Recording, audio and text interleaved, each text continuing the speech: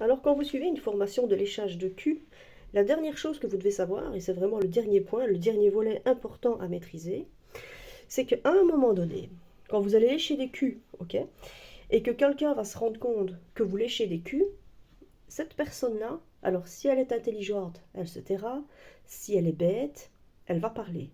Vous n'avez pas à craindre quelqu'un qui va vous percer un jour. Une personne, ce n'est pas un danger. Parce que si cette personne-là va parler, de toute façon, ce sera-t-elle la mauvaise.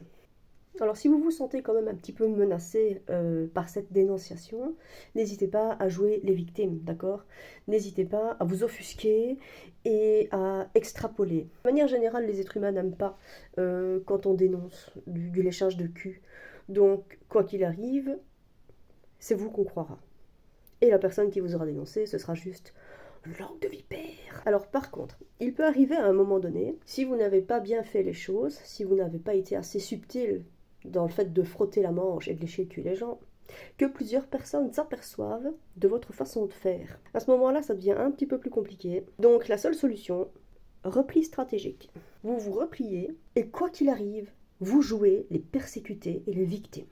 Alors, vous êtes débordé par vos émotions, vous ne comprenez pas ce qui vous arrive, c'est vraiment pas juste, les gens sont dégueulasses. Bref, vous êtes une victime. Ça n'empêchera pas le fait que les gens vous auront percé un jour, mais ça va préserver votre image pour vos prochains contacts. Généralement, les gens à qui vous allez lécher les culs, ils vont pas spécialement s'en rendre compte.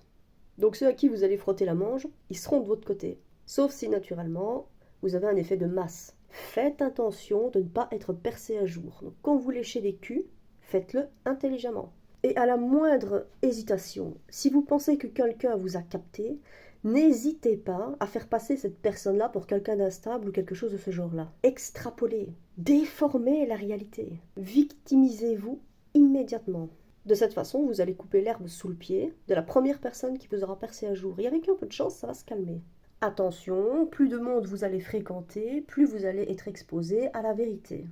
Et surtout, je le répète, n'oubliez pas, quoi qu'il arrive, vous êtes une victime.